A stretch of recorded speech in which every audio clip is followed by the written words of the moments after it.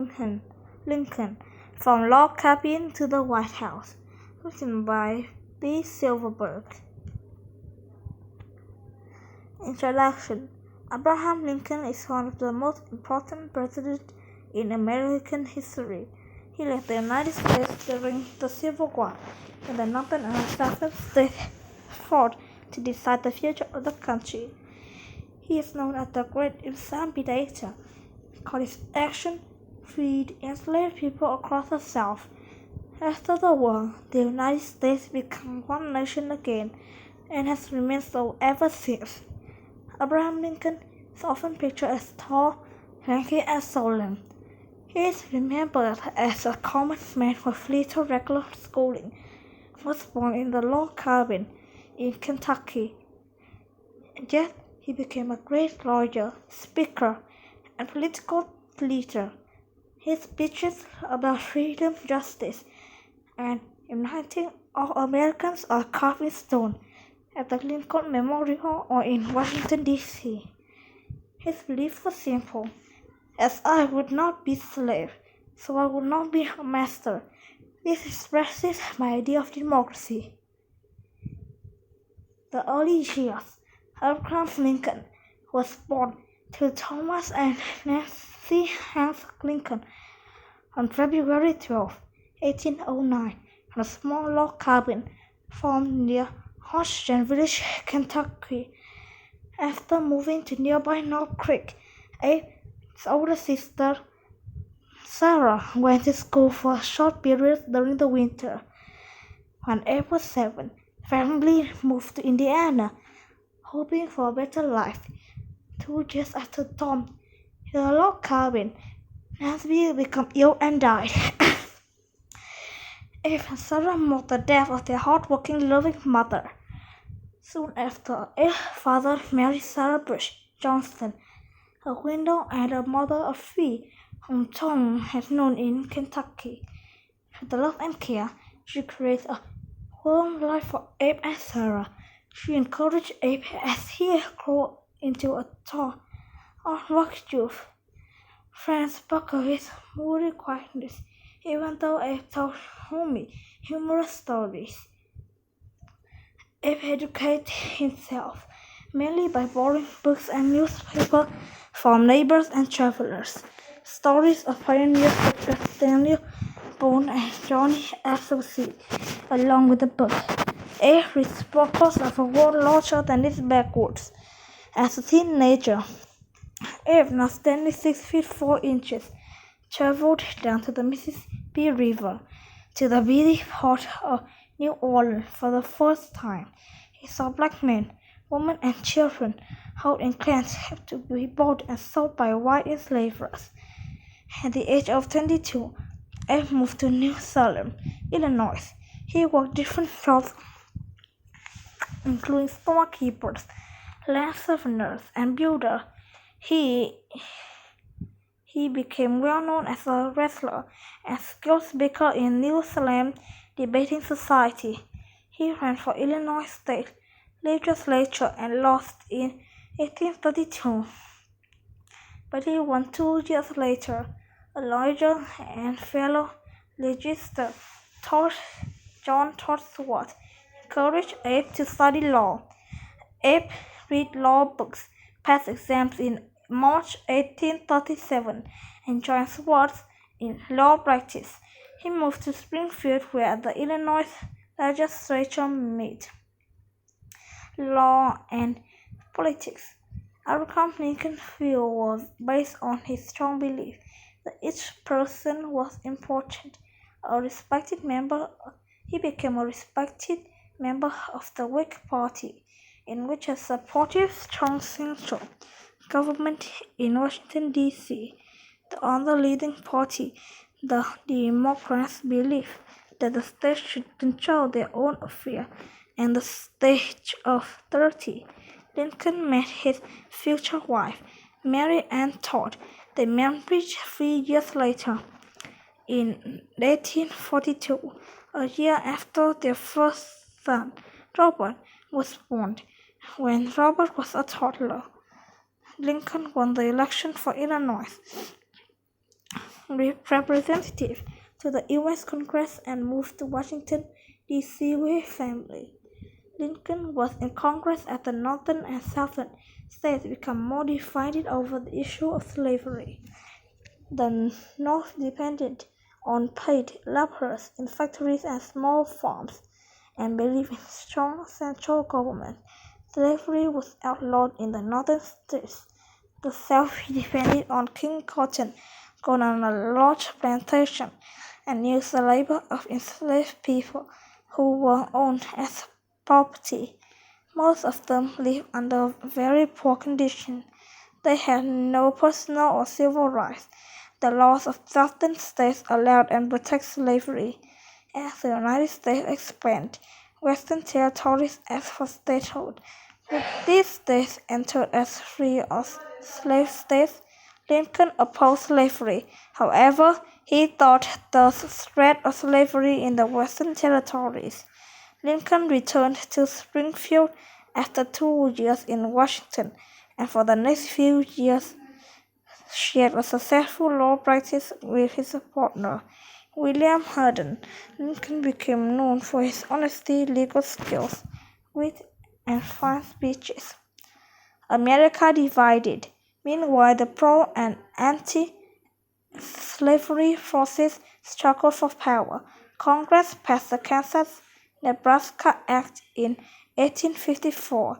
The new law allowed the residents of each territory to decide whether they wanted to be free or slave states. Lincoln decided it was time to speak out against the spread of slavery and try again for political office. He joined the new Republican Party, which opposed slavery. He was nominated in 1858 as their candidate for senator. His opponent was Senator Stephen Douglas. During the campaign, they held the Lincoln-Douglas debate, which captured the attention of the country. Lincoln argued that black people had the right to life, liberty, and the pursuit of happiness, just like white people. Douglas said the Constitution guaranteed equality only to white people. Each state, he believed, had the right to decide whether it would be slave or free. Lincoln declared that slavery was causing a national crisis. A house divided against itself cannot stand. Believed this government cannot endure permanently half the slave and half free. Lincoln lost the Senate election, but the debate made him popular, especially in the Republican Party. By 1860, he was the party choice for the U.S. president. During his campaign, he was called the Honest Abe, the husbandman of the people who stood for equality and freedom. That November, he won the election, and the North and Western territories rejoiced. The South was outraged. Even before Lincoln's inauguration, 7 southern states voted secede from the United States of America. The pro-slavery states established the government called the Confederate States of America, and its leader, President Jefferson Davis, prepared the Confederate States for war. The war's years. President Lincoln hoped to avoid war, but events moved quickly. By April 14, Northern troops had surrendered Fort Sumter after South Carolina cannons fired on the fort. Both Union and Confederation moved quickly to call volunteers and collect arms and supplies. The South battled military leadership defeated the Union forces in the first battle at Bull Run. Lincoln struggled to find strong leaders for the Union troops throughout the war. Under General George B. McClellan, the Union troops had some success. By 1862, they were stopped by Confederate General Robert E. Lee.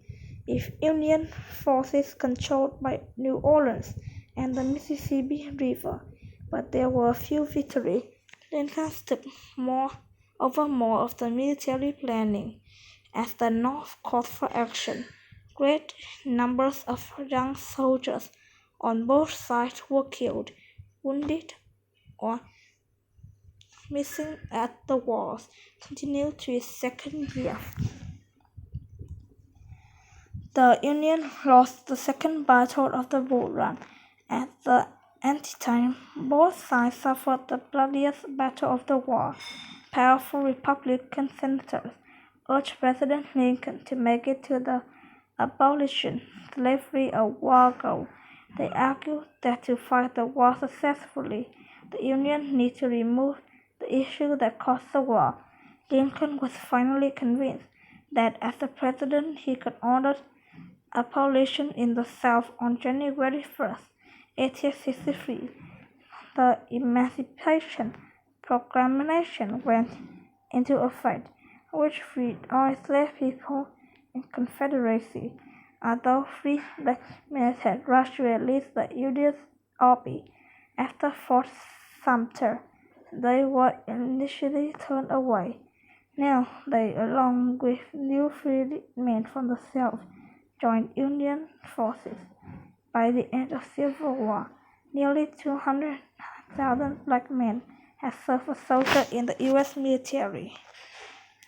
The summer of 1863 brought a victory to the Union forces by Gettysburg, which was a turning point in the war.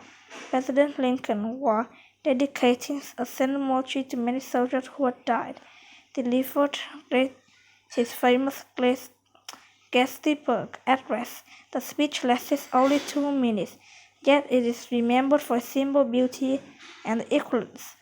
Lincoln spoke of the war and tests of whether the nation could survive a democracy. He challenged those still alive to complete the unfinished work of those who had died.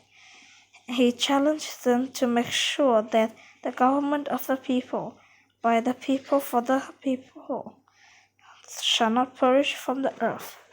Under General Ulysses S. Grant, the Union troops won victories in the West and South.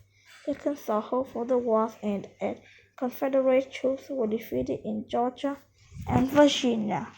In late 1864, he was re-elected president and in early 1865 chaired the Congress passed its 13th Amendment in the U.S. Constitution, which outlaws slavery in the United States. The war lasted for more and cost 600,000 lives. The Union survived, and slavery was abolished. But only 6 days after the end of the war, President Lincoln lay dead from a assassin bullet. John Wilkes Booth, a Confederate supporter, shot Lincoln while he attended a play at Ford's Theater in Washington, D.C. As Lincoln's body was carried back to his beloved Illinois on a funeral train, mourners silently saluted this great American hero.